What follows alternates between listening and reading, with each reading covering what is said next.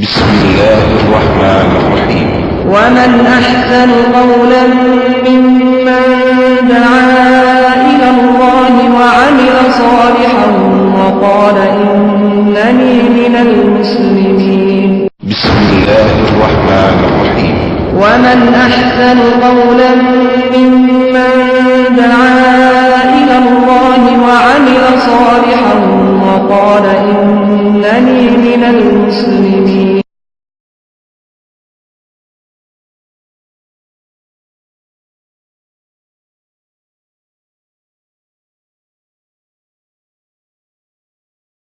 السلام عليكم ورحمة الله وبركاته.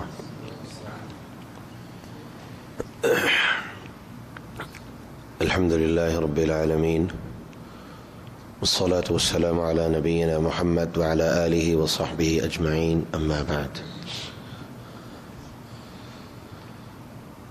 آج ہم شیخ کے خطبے کے بارے میں ہی مزید بات کرتے ہیں. شیخ کا خطبہ ہمیشہ کی طرح آج بھی ماشاءاللہ انتہائی اہم اور دلائل سے بھرپور تھا. اللہ سبحانہ و تعالی نے اس کائنات میں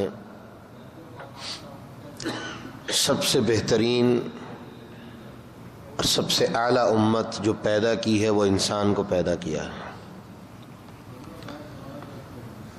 لیکن اسی وقت جب اس انسان کی اللہ سبحانہ و تعالی نے بہترین تخلیق کے بارے میں قسمیں اٹھا کے بات کی،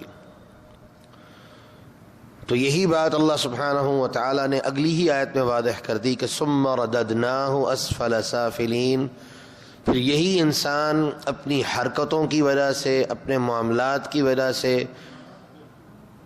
اپنی زندگی کے اندر غلط طور طریقوں کی وجہ سے اس جگہ پہ پہنچتا ہے. کس جگہ پہ؟ کہ اسفل سافلین.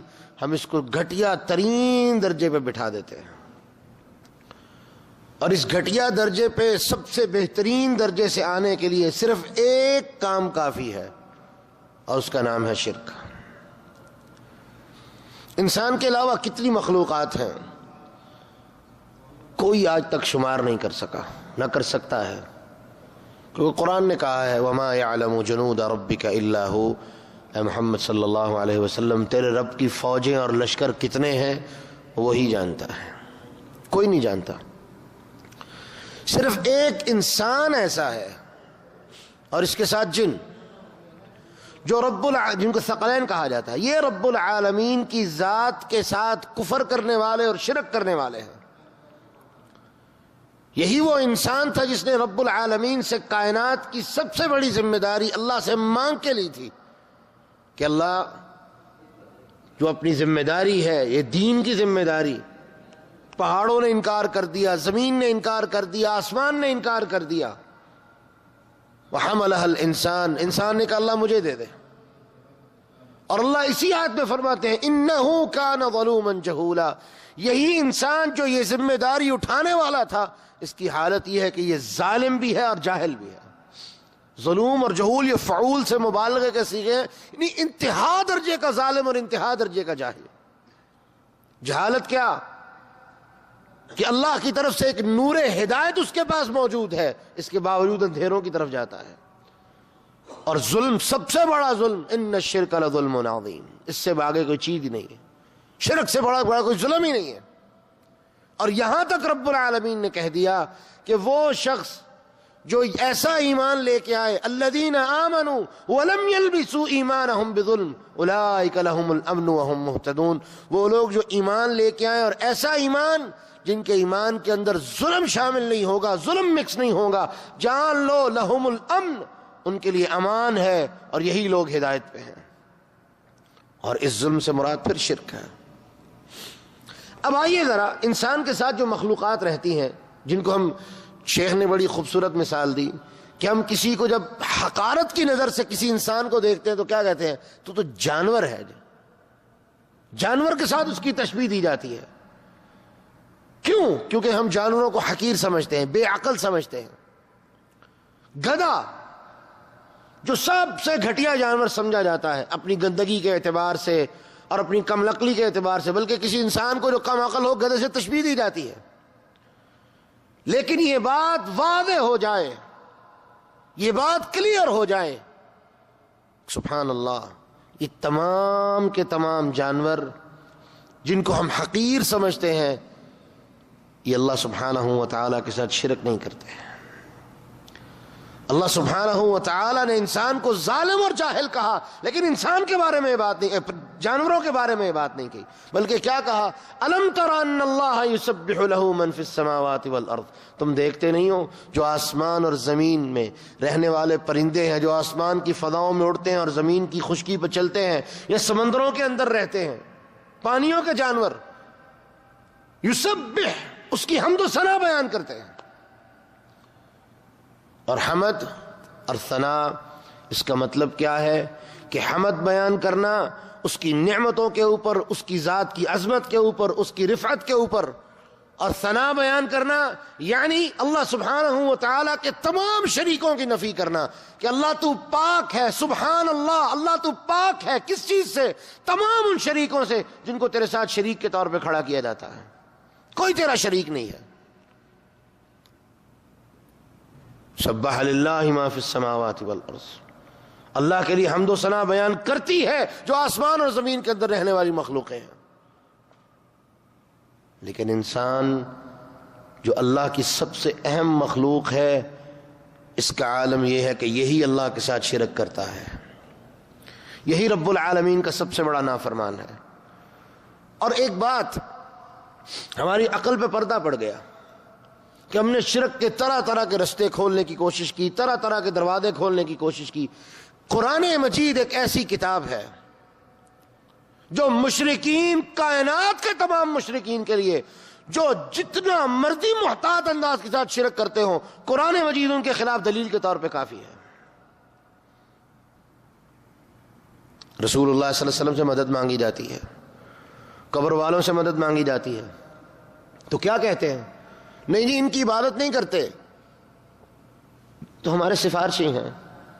دیکھیں نا رسول اللہ صلی اللہ علیہ وسلم ایسے منڈی ہلا کے کہیں گے، دیکھیں نا جی رسول اللہ صلی اللہ علیہ وسلم کی ذات تو مخلوق ہے، اس میں کوئی شک نہیں، لیکن آپ کا مقام بڑا ہے، یہ ہے لفاظی.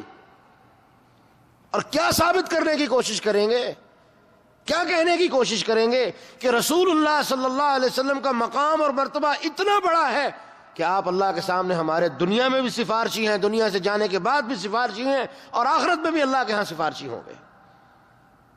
لیکن قرآن کیا کہتا ہے؟ ہم رسول اللہ صلی اللہ علیہ وسلم کی بات اس طریقے کر رہے ہیں، باقی کوئی اللہ کے رسول سے بڑا ہو ہی نہیں سکتا. اور قرآن کیا کہتا ہے؟ وَيَعْبُدُونَ مِن دُونِ اللَّهِ مَا لَا يَضُرُّهُمْ وَلَا يَنفَعُهُمْ، وہ اللہ کے علاوہ ان کی عبادت کرتے ہیں جو ان کو نہ نقصان دے سکتے ہیں نہ فائدہ دے سکتے ہیں. کون ہے جو انسان کو نقصان دے سکتا اور فائدہ دے سکتا ہو؟ صرف ایک اللہ کی ذات ہے. اَمَّن يُجِيبُ الْمُضْطَرَّ إِذَا دَعَاهُ، تکلیفوں سے نکالنے والا کون ہے؟ وَيَكْشِفُ السُّوءَ وَيَجْعَلُكُمْ خُلَفَاءَ الْأَرْضِ أَإِلَٰهٌ مَّعَ اللَّهِ، کوئی بتاؤ ایسا اللہ کے علاوہ کوئی اور بھی کرنے والا ہے؟ یہ خود کہیں گے اللہ تیرے علاوہ کوئی نہیں ہے، اللہ کے علاوہ کوئی نہیں ہے. لیکن وہاں پر جاتے ہیں جن کے بارے میں قرآن کہتا ہے لا ينفعهم ولا يضرهم، لا يضرهم ولا ينفعهم، نہ فائدہ دے سکتے ہیں نہ نقصان دے سکتے ہیں، کسی چیز کے مالک ہی نہیں ہے. اور اگر آپ انہیں کہیں کیوں ان کی عبادت کرتے ہو، تو کیا کہیں گے؟ عبادت نہیں کرتے. وَيَقُولُونَ هَؤُلَاءِ شُفَعَاؤُنَا عِندَ اللَّهِ، نہیں ہم عبادت نہیں کرتے، یہ ہمارے اللہ کے ہاں سفارشی ہیں. یہ سفارش عبادت ہے، اور اللہ سبحانہ و تعالی کے لیے کسی کی سفارش نہیں ہے. بندے کے درمیان اور اس کے درمیان کسی کی کوئی سفارش نہیں ہے. کیوں؟ جب انسان کسی کو اپنے درمیان اور رب کے درمیان مانتا ہے، شامل کرتا ہے، بطور سفارشی کیوں شامل نہ کرتا ہو؟ وہ سمجھتا ہے اس کا مقام اتنا بڑا ہے کہ یہ اللہ سبحانہ و تعالی کے برابر کھڑا ہونے کا حق رکھتا ہے. یہ برابری ہے جو بندے کے درمیان اور رب کے درمیان قائم کرنا چاہتا ہے، اور یہ حرام کر دی گئی. اب اس کو کوئی وسیلے کا نام دے لے، اب اس کو کوئی استغاثے کا نام دے لے، اس کو کوئی استعانت کا نام دے لے، اس کو کوئی اغثنی یا رسول اللہ کا نام دے لے، کوئی نام دے لے، قرآن کی یہ آیات ان کے خلاف واضح طور پہ حجت اور برہان اور دلیل ہے، ان کے اندر کوئی شک نہیں ہے۔ اور جانور، یہ چرند اور پرند، اول تو قرآن نے مطلقاً کہا کہ آسمان کی فضاؤں میں اڑتے ہوئے، زمین کی خشکیوں پہ چلتے ہوئے، سمندروں کی تہوں میں رہتے ہوئے وہ اللہ کی حمد و ثنا بیان کرتے ہیں۔ اور دوسری طرف وہ ہدہد کا مشہور قصہ جو سورۃ نمل کے اندر ہے، جو ہدہد کا مشہور قصہ واضح طور پہ اللہ سبحانہ و تعالیٰ نے بیان کر دیا کہ ہدہد گیا، پہلے وہ غائب تھا، سلیمان علیہ السلام کو غصہ آیا، پوچھا کہاں ہے، غائب ہے، آ جائے، یا تو میں اس کو سخت سزا دوں گا یا ذبح ہی کر دوں گا اس کو۔ آیا، کہنے لگا جی میں ایک ایسا منظر دیکھ کے آیا ہوں جو بڑا ہی حیران کن ہے۔ اور جیسے میں نے ترجمے میں یہ بات کی، شیخ نے یہ بات خطبے میں نہیں کی لیکن میں نے ترجمے میں بات کہی، وہ دو چیزیں دیکھ کے آیا تھا جو دونوں چیزیں فطرت کے خلاف تھیں۔ ایک، انی وجدت امرأة تملکہم وَأُوتِيَتْ مِن كُلِّ شَيْءٍ وَلَهَا عَرْشٌ عَظِيمٌ، عورت ان کی حکمران بنی ہوئی ہے، یعنی ایک جانور بھی عورت کی حکمرانی قبول نہیں کرتا، ایک جانور کی فطرت بھی عورت کی حکمرانی قبول نہیں کرتی، انسان کی فطرت میں عورت کی حکمرانی قبول کر لینا کیسے ہے؟ عورت مرد کی حکمران نہیں ہو سکتی، یہ واضح فیصلہ ہے جو فطرتاً اللہ سبحانہ و تعالی نے کر دیا ہے۔ اور اللہ کے رسول صلی اللہ علیہ وسلم نے اتنی واضح بات فرما دی کہ وہ قوم اس کے اندر کبھی خیر ہو ہی نہیں سکتی جس قوم کی سربراہ کون ہو؟ عورت ہو۔ دوسری چیز کیا دیکھی اس نے؟ وجدتها وقومها يسجدون للشمس من دون اللہ، میں یہ دیکھ کے آیا ہوں کہ وہ اور اس کی قوم اللہ کو چھوڑ کے سورج کی عبادت کر رہے ہیں، سورج کو سجدہ کر رہے ہیں۔ اور قرآن کیا کہتا ہے؟ سبحان اللہ، قرآن نے بڑی واضح بات کہی، لا تسجدوا للشمس ولا للقمر، یہ سورج اور چاند کو سجدے نہ کرو۔ کیوں؟ واسجدوا للہ الذی خلقہن، اس کو سجدہ کرو جنہیں پیدا کرنے والا ہے۔ بڑی سادہ سی بات ہے کہ مشین کا کمال ہوتا ہے، یہ مشین بنانے والے کا کمال ہے، سادہ سی بات ہے۔ یہ تو وہی بات جو ہم نے ابھی کہی، یہ فطرت کی باتیں ہیں، عقل کے اندر آ جانے والی باتیں ہیں، عقل کو فوراً سمجھ آنے والی باتیں ہیں، لیکن جب انسان کی عقل پہ پردہ پڑ جائے، اور وہی بات جو شیخ نے کہی، قرآن کے حافظ بھی ہوں گے، ساتھ ساتھ قراتوں کے ساتھ قرآن حفظ کیا ہوگا، لیکن جب عقل پہ پردہ پڑ گیا پھر کچھ سمجھ نہیں آئے گا۔ یہ جانور جسے ہم حقیر سمجھتے ہیں، وہ اللہ سبحانہ و تعالی کی ذات پہ توکل کرنے والا، اپنے خالق اور مالک کو پہچاننے والا اور اس کی عبادت کا حق ادا کرنے والا ہے، یہ انسان ہی ہے جو اپنے رب کی عبادت میں غافل ہے، اپنے رب کے ساتھ شریک ٹھہراتا ہے۔ تو جب اس نے یہ منظر دیکھا تو ہدہد تڑپ اٹھا کہ وجدتها وقومها يسجدون للشمس من دون اللہ، میں یہ منظر دیکھ کے آیا ہوں کہ وہ اور اس کی قوم اللہ کو چھوڑ کے سورج کے پجاری ہیں۔ وَزَيَّنَ لَهُمُ الشَّيْطَانُ أَعْمَالَهُمْ، یہ ہے سب سے بڑی بات جو ہدہد بھی سمجھتا تھا، آج انسان نہیں سمجھتا۔ ہدہد کیا کہتا ہے؟ شیطان نے ان کے اس کام کو بڑا مزین کر دیا ہے، اور کس طرح مزین کر دیا ہے کہ وَأُوتِيَتْ مِن كُلِّ شَيْءٍ، اس قوم کے پاس ہر چیز موجود ہے، ہر نعمت موجود ہے۔ اب جس بندے کے پاس ہر نعمت موجود ہو اور وہ اللہ کے ساتھ شریک ٹھہراتا ہو، غیروں کی پوجا کرتا ہو، اس کا ایمان کیا ہوگا؟ اس کا ایمان کیا ہوگا؟ وہ کبھی بھی یہ نہیں کہے گا مجھے اللہ نے دیا ہے۔ اور میں یہاں پر ایک واقعہ، حقیقی واقعہ، ہمارے جاننے والا ایک شخص جس کا یہ واقعہ ہے میں ضرور بتانا چاہوں گا۔ مدینہ میں وہ شخص رہتا ہے، ہمارے گاؤں سے 5 حج کیے یا 4 حج کیے، اولاد نہیں ہوتی تھی۔ اب کسی شیطان کے ہتھے وہ چڑھ گیا اور اس نے اس کو کیا کہا، تم پاگل آدمی ہو۔ ذرا ہوش اور حواس کے ساتھ اس قصے کو سنیے گا اور اپنا اپنا موازنہ کیجئے گا کہ تم تو پاگل آدمی ہو۔ کائنات کے جتنے کام ہیں وہ جب تک رسول اللہ صلی اللہ علیہ وسلم ان کی اجازت اللہ کو نہ دیں اللہ نہیں کرتا۔ جب تک رسول اللہ صلی اللہ علیہ وسلم کسی کی درخواست کے اوپر اپنے سائن نہ کرے تب تک وہ کام نہیں ہوتا. ایسے ہی حج کرتے پھر رہے ہو اور یہاں اللہ کے رسول کو درخواست دو، وہ تمہیں اولاد دیں گے. اس سرکار نے یہی کام کیا. اب ماشاءاللہ اس کے 5 بچے ہیں. ہر سال کے بعد اللہ کے فضل و کرم سے ایک بچہ. اب دینے والا کون ہے؟ اللہ. وہی بات جو شیخ نے اپنے خطبے میں کہی کہ اس وقت وہ بابا کہاں تھا، اس وقت وہ نبی اور ولی کہاں تھے جب وہ بچہ ماں کے پیٹ کے اندر تھا. اور وہ تمام مخلوقیں جو رسول اللہ صلی اللہ علیہ وسلم سے پہلے آ چکی ہیں، وہ کس سے مدد مانگتے تھے؟ ان کو کھلانے والا کون تھا؟ ان کا رازق کون تھا؟ 650 سال عیسیٰ علیہ السلام اور رسول اللہ صلی اللہ علیہ وسلم کے درمیان زمانہ رہا جس میں کوئی نبی نہیں آیا. وہ لوگ کس سے مانگتے تھے؟ ہر دور میں ہر قوم کا خالق اور مالک اللہ رہا ہے، لیکن انسان پہچاننے میں غلطی کرتا ہے. اب اس شخص کو آپ پورا قرآن دلیل کے طور پہ پیش کر دیں، وہ کیا کہے گا؟ اور وہ یہ کہتا ہے یار میں آپ لوگوں کی باتیں کیسے مان لوں جبکہ یہ میرے ساتھ اب میرا ذاتی معاملہ ہو چکا ہے، میرے ساتھ بیت چکا ہے. اب میں کیسے مان لوں کہ رسول اللہ صلی اللہ علیہ وسلم ہماری مدد نہیں کرتے؟ اور یہ وہی چیز ہے جو ہدہد نے آ کے بیان کی. زین لہم الشیطان اعمالہم، شیطان نے ان کے عمل کو، ان کے کام کو مزین کر دیا ہے، خوبصورت کر دیا ہے، اس دھوکے میں مبتلا کر دیا ہے کہ اللہ سبحانہ و تعالیٰ کے علاوہ اور بھی کوئی دینے والا ہے. جیسے اس قوم کو دھوکے میں مبتلا کر دیا تھا، جیسے اس شخص کو مبتلا کر دیا گیا ہے. واضح یہ گمراہی اور جہالت کی انتہا ہے. اور یہ کب ہوتی ہے؟ جب انسان کا شعور، ہوش، حواس، ہر چیز اس کے اوپر شیطانیت غالب آ جائے.